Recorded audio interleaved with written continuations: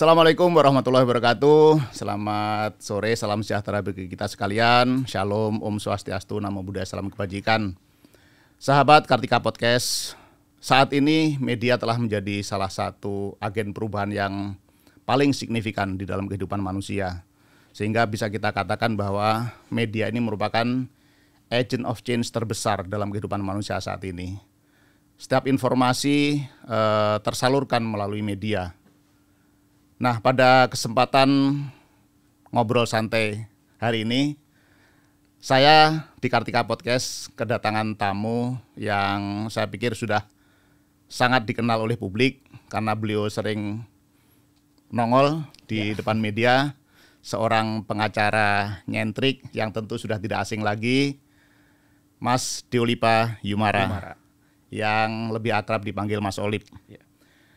Tetapi pada kesempatan kali ini beliau tidak datang ke Kartika Podcast sebagai pengacara, namun sebagai owner ataupun komisaris dari PT Deolipa Media Perkasa yang pada tanggal 3 Oktober 2022 yang lalu meluncurkan perdana yaitu majalah Angkatan Bersenjata ini. Ini menarik, nanti akan kita bahas lebih lanjut. Gimana kabarnya Mas Olip? Baik Pak.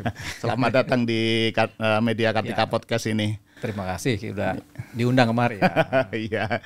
Ngomong-ngomong ini apa keseharian Mas Olip saat ini setelah mungkin agak tidak terlalu kelihatan di media lagi nih? Oh ya, kalau setiap hari ya Pak. Tiap hari itu banyak santai pertama.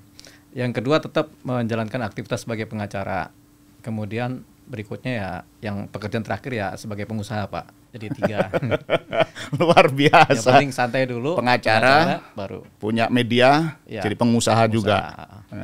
Ngomong-ngomong nih Mas Olip, walaupun tadi saya sampaikan kita tidak membicarakan masalah masalah peradilan, masalah kasus yang sedang ditangani, tetapi kan profesi pengacara ini terus melekat dalam diri Mas Olip ini. Ya. Kira-kira Mas Olip sebagai praktisi hukum, bagaimana Mas Olip melihat sistem peradilan di tentara ataupun melihat sistem hukum yang ada di lingkungan TNI ini? Oh, ini berarti kita bicara tentang peradilan khusus ya Pak ya? Betul. Pak Hamim ya, karena kalau peradilan umum kan ada tuh sipil, kalau ini kan tentara. Kalau saya melihatnya dari sisi pengacara, sisi hukum, bahwasanya peradilan khususnya TNI ya, ini kan peradilan militer ya. Ini sih sudah berjalan dari zaman dulu juga, zaman kita masih muda pun ya ini sistem peradilan militer memang sudah ada, sudah berjalan ya dari anak, dan memang bagus Pak. Gitu. Artinya karena saya dulu anaknya tentara, kita paham juga tuh bagaimana orang tua kita kadang-kadang diadili juga kan gitu. Zaman dulu kan gitu kan. Tapi ya memang harus dipisahkan. Peradilan militer sama ini seluruh dunia pun terpisah ya antara peradilan umum dan peradilan militer. Dan kalau yang sedang berjalan di Indonesia ini kan peradilan militer ini kan memang sedikit banyak dipengaruhi oleh hukum peradilan militer Belanda ya. Iya. Nah, jadi ini sudah ada dan sudah beberapa dekade juga berjalan baik ya. Bagi saya sih ini termasuk yang baik peradilan militer. Walaupun ada beberapa perubahan-perubahan ya, ngikutin zaman. Nanti mungkin ada perubahan lagi nih. Kalau misalnya ada perubahan dalam sistem ini ya, kita berperang, sistem persenjataan, kemudian sistem disiplin juga berubah, mungkin ada perubahan juga nanti. Tapi kita belum tahu bagaimana negara melihat ini. Yang jelas sampai saat ini setahu saya kalau hukum militer atau undang-undang militer ini nggak banyak berubah. Lah itu aja dia sampai sekarang tuh. Kalau undang-undang lain kan ada berubah-berubahnya. Kalau ini enggak. Ini aja. Berarti kalau nggak berubah-berubah kan berarti kan terpakai ini kan. Betul. Sebagai undang-undang. Makanya itu yang kadang-kadang memang ini mungkin bisa sedikit memberikan jawaban atas polemik yang kadang-kadang muncul bahwa peradilan militer supaya diikutkan dalam peradilan sipil itu kan. Berarti kan sebenarnya kan memang diperlukan kan sebagai sebuah peradilan khusus kan. Betul. Gitu. Ini tetap peradilan khusus. Kalau menurut saya kalau dicampur ke peradilan sipil malah nanti tabrakan, kemudian jadi nggak efektif, kemudian nanti jadi kacau nanti sistem kan biar bagaimana ada yang namanya kehidupan sipil, ada kehidupan militer. Iya. Kalau militer kan taunya kan bertahan, menembak, menyerang. Kalau sipil kan masih ada sosialnya nih. Kalau militer kalau waktunya berperang musuhnya kan luar negeri kan gitu kan sama negara lain. Kalau ini kemudian dicampur-campur nanti kita malah kacau nanti. Oke Mas Olip, ini kan kebetulan hari ini tanggal 1 Maret 2023 ini Korps Hukum Angkatan Darat sedang berulang tahun, tepatan kebetulan hari ini. Iya. Ulang tahun ke-71. Iya. Mungkin bisa sedikit menyampaikan ucapan selamat kepada Korps Hukum Angkatan Darat sebagai praktisi hukum nih kan. Ya. Jadi saya pertama sangat bangga ya karena sudah 71 tahun rupa ini Korps Hukum Angkatan Darat. Angkatan Darat ini sudah 71 tahun. Saya mengucapkan selamat ulang tahun ke-71 ya Korps Hukum Angkatan Darat. Semoga tetap setia dengan undang-undang yang ada, undang-undang militer, kemudian tetap mengedepankan disiplin hukum militer gitu. Jadi ya karena sudah 71 berarti ini kan akan panjang terus. Iya, betul. Mudah-mudahan langgeng lah. Terima bersama kasih. Angkatan Darat dan bersama negara Indonesia kan begitu. Oke, sekarang kita ke pokok bahasan, Iya, membahas Mas Olip ini sebagai ownernya media ini kan, Ya. majalah Angkatan Bersenjata. Ini menarik bagi saya, Mas. Karena pertama di saat publik sekarang sudah mulai agak meninggalkan media dalam edisi cetak seperti ini. Ya.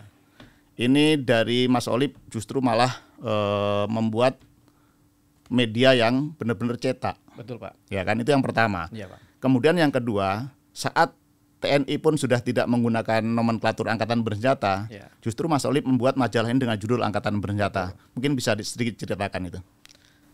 Yang pertama, kenapa kita bikin versi cetaknya ya? Iya. Karena kalau kita bikin versi online, ini akan banyak sekali versi online ya. Artinya media online ini kan mungkin udah ratusan ribu, Pak. Se-Indonesia nih, hampir semua orang kan bikin media online. Kemudian ketika kita buka media online, itu sebentar kita lupakan. Buka sebentar kita lupakan hanya untuk dapat berita. Sehingga untuk jangka panjang diingat oleh publik ketika membaca itu rata-rata nggak banyak, nggak lama. Jadi baca sebentar, ingat, hilang. Nah, kemudian tingkat persaingannya tinggi di online ini. Sudah pasti tinggi. Jadi ada orang bikin media online, tapi pembacanya juga nggak banyak. Karena apa? Karena banyak sekali media. Karena setiap orang bisa bikin media kan, baik di YouTube, di banyak ya. Nah, kebetulan versi cetak sekarang sudah menyusut. Bahkan tinggal beberapa media saja yang bikin versi cetak. Yang bisa bertahan itu kan Tempo. Forum pun sudah melepaskan diri dari ini yang media-media ini. Nah, padahal untuk versi cetak itu yang dipentingkan daya ingat dan pengulangan. Barangnya ada, dibaca berulang-ulang kan gitu kan. Nah, kalau kita mengharapkan keuntungan dari media cetak, jawabannya tidak ada. Karena ini bukanlah mencari keuntungan, tapi kita berupaya membantu menyiapkan atau menyampaikan informasi.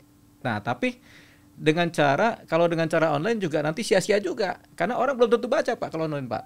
Orang baca yang sudah populer kan. Misalnya media detik.com, itu yang populer kan, kompas.com, dan lain-lain. Tapi kalau kita sampaikan versi online kita harus cari pembaca terus dan sifatnya beragam ya. Sementara kebutuhan kita adalah supaya cerita ini diingat dan dibaca-bacaan gitu kan, berulang-ulang kan. Nah, karena sudah tidak banyak lagi media cetak, sudah kita taruhlah ini tinggal satu kan yang bisa dibaca kan secara cetak kan. Artinya kan tidak ada saingan, Pak. Ya kan? Tanpa kita memikirkan keuntungan. Karena kalau kita pikirkan keuntungan, nggak bakal ada keuntungan dari versi media cetak. Karena ini hanya untuk sarana informasi. Kebetulan kita harus juga mengaitkan gini. Ini ada 3 matra, 1, 2, 3. 1, 2, 3 ini kalau kita sebarkan, ini ada cerita kan saling baca. Tapi kalau informasinya sendiri-sendiri juga kan mungkin nggak nyampe penyampaian informasi kan. Jadi mungkin di Angkatan Darat nggak tahu ceritanya di dalam Angkatan Laut, di dalam Angkatan Udara juga nggak tahu ceritanya di Angkatan Laut. Tapi kalau ini kita gabungin aja 3 matra dalam satu cerita. Dan ini kita puter-puter di wilayah 3 matra ini aja, Pak. Mungkin 3 matra sama Menhankam sama DPR, itu aja majalah ini kita sebar, kita kirim lah gitu kan. Tentunya kita nggak akan mengharapkan apa-apa selain kita mendapatkan informasi berita terbaru kan gitu kan. Tujuannya sebenarnya menjalin silaturahmi antar matra ini. Jadi nanti akan saling tahu sendiri, Pak. Gitu. Saya pikir tadi reasoning yang bagus dan logis dari Mas Olip terkait dengan mudah diingat, ya kan, dibaca berulang-ulang sehingga mudah diingat. Saya pikir ini juga tidak terlepas dari background Mas Solib sebagai psikolog Iya, juga betul, kan Pak, itu. betul. Oke, jadi Nah, pertanyaan kedua belum saya jawab, Pak. ya, Nah, oke. itu kenapa kok namanya Angkatan Angkatan Bersenjata ya. Ya karena kan 3 matra ini kan yang diangkat senjata, Pak. Kan sarananya kan senjata, Betul. jadi tetap Angkatan Bersenjata. Dan yang kedua karena dasar masa lalu zamannya Orde Baru itu ada namanya media Angkatan Bersenjata, tapi berupa harian Angkatan Bersenjata yang memang dulu ditopang penuh oleh ABRI, begitu. Jadi kebetulan beberapa wartawan senior adalah mantan dari harian Angkatan Bersenjata. Sudahlah kita bikin ini kita. Atau mungkin ini ada kaitannya dengan yang tadi Mas Solib sampaikan. Mas Solib juga anak tentara. Itu mungkin bisa diceritakan sedikit lah bagaimana masa kecilnya Mas Solib dulu. Mungkin anak tentara dari matra apa tentaranya kan itu. Ya kalau saya lahir pun udah lahir di komplek tentara, di rumah sakit tentara kan, di Angkatan Laut. Di Dewa Kembar itu kan ada rumah sakit kecil TNI AL ya. Nah, jadi lahir di sana. Dari lahir udah tinggal di komplek Angkatan Laut, Pak. Jadi dari lahir, bahkan sampai sekarang KTP saya masih di sana, Pak, masih di Komplek Dua Ruci KTP. Tinggal boleh di mana-mana kan, tapi KTP masih KTP komplek, Pak, sampai sekarang itu. Jadi memang lahir dari anak tentara, dididik di komplek tentara, kemudian tentu mengenal dong yang namanya Koperim itu, Pak, gitu. Kalau zaman dulu kan kasar-kasar kalau tentara zaman dulu kan, bawaannya mukul anak pakai itu aja. Jadi ada itu berulang, itu juga melatih disiplin ya. Itu satu. Yang kedua, karena terbiasa di wilayah komplek tentara, kita paham mekanisme hidup di dunia militer kan. Kemudian ya sudah, kepangkatan pun kita paham. Kemudian kita juga tahu bahwasanya ada hal-hal yang boleh dilakukan atau tidak boleh dilakukan oleh tentara. Tapi pada waktu zamannya Pak Harto, kita bangga. Ya zaman itu benar-benar kita kayak superior lah ya, disebut anak kolong kan. Ya sudahlah, kita nikmatin itu kan. Tapi paling enggak yang kita dapat dari ketentaraan adalah disiplin. Disiplin itulah yang membuat kita mungkin jadi seperti sekarang.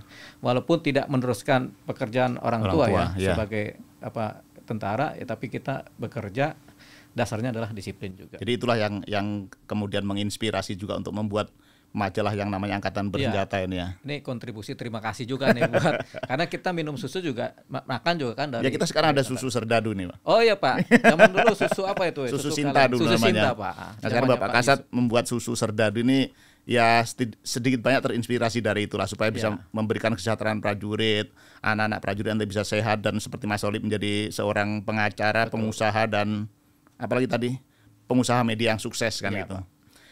Sekarang kalau saya boleh minta masukan dari Mas Solib ini, kira-kira bagaimana terkait tadi dengan cara pandang Mas Solib terhadap media yang berlaku saat ini? Bagaimana Dispenat harus mengembangkan diri untuk bisa lebih bagus lagi, lebih maju dan pesan-pesan yang ingin disampaikan benar-benar tersampaikan kepada publik dengan efektif itu? Ya, kalau bicara pesan-pesan, memang Dispenat harus menyampaikan apa yang terjadi di dalam, yang boleh keluar ya, untuk tujuannya adalah menunjukkan pekerjaan-pekerjaan dilakukan oleh TNI AD ya. Jadi Angkatan Darat khususnya ya. Jadi langkahnya tentu kita harus mengikuti yang trending di media apa. Kalau yang trending di media adalah YouTube ya, YouTube kita jalankan atau Instagram. Tapi sebenarnya kita sudah bisa dapat beberapa media sosial yang ngetrend, yang artinya dipakai oleh masyarakat banyak. Yang pertama kalau bagi saya yang pertama adalah TikTok.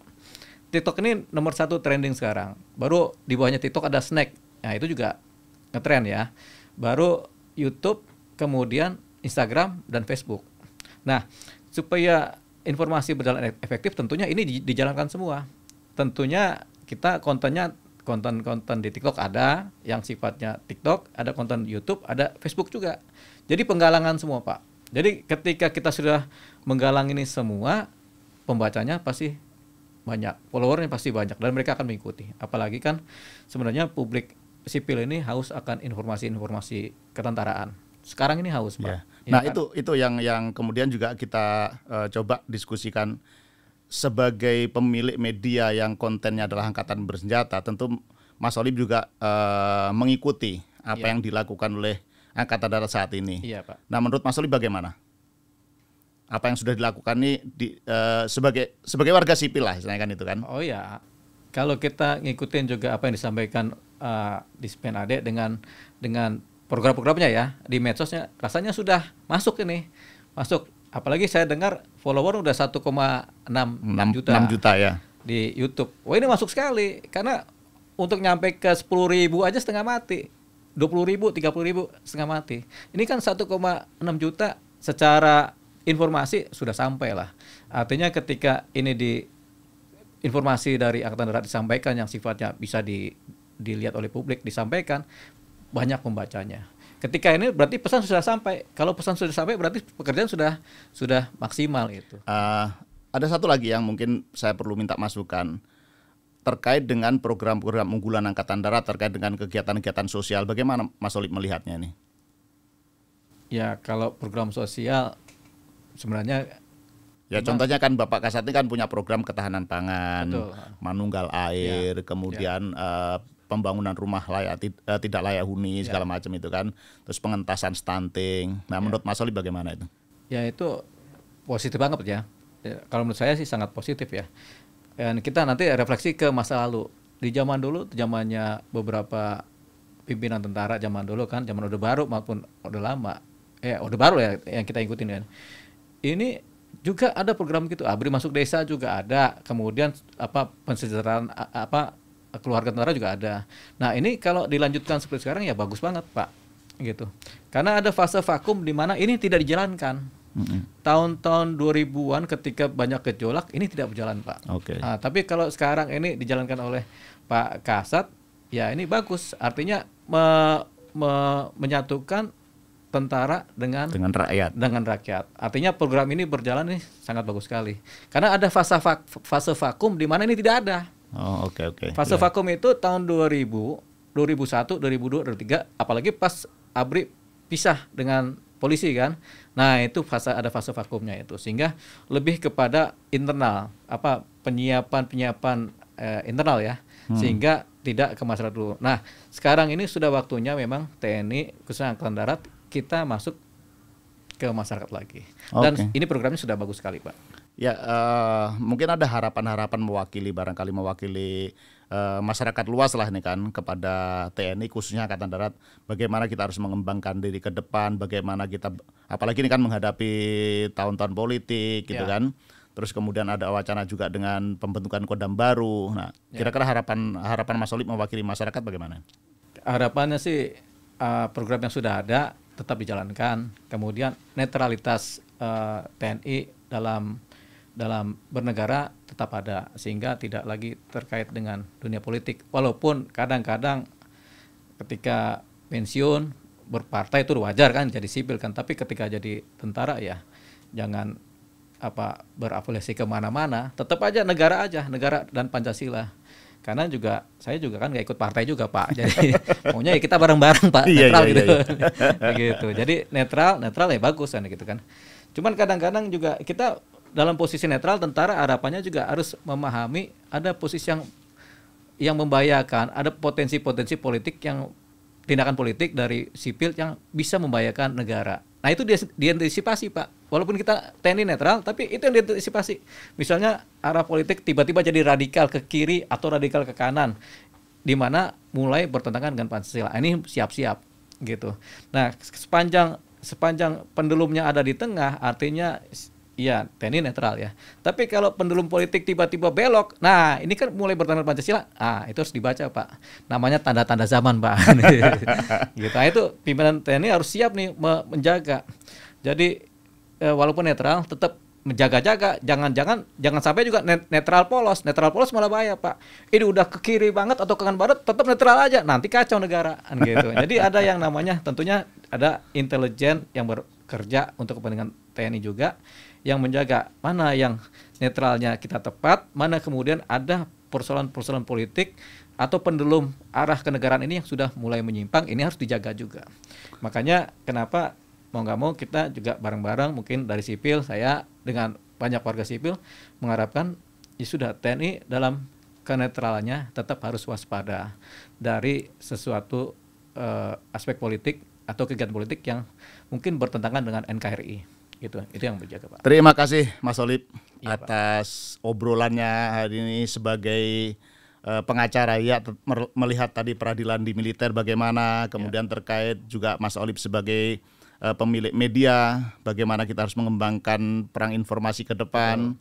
Terkait juga Mas Olip mewakili warga masyarakat sipil, harapan-harapannya kepada TNI Angkatan Darat ke depan luar biasa. Terima kasih sekali. Terima kasih. Dan sahabat Kartika Podcast, demikian tadi perbincangan saya dengan Deoli Payumara atau yang lebih akrab disapa Mas Olip. Mudah-mudahan ini memberikan pencerahan dan sekaligus juga tambahan wawasan kepada kita dalam memahami Angkatan Darat secara lebih lengkap lagi. Angkatan Darat di hati rakyat. Terima kasih. Wassalamualaikum warahmatullahi wabarakatuh.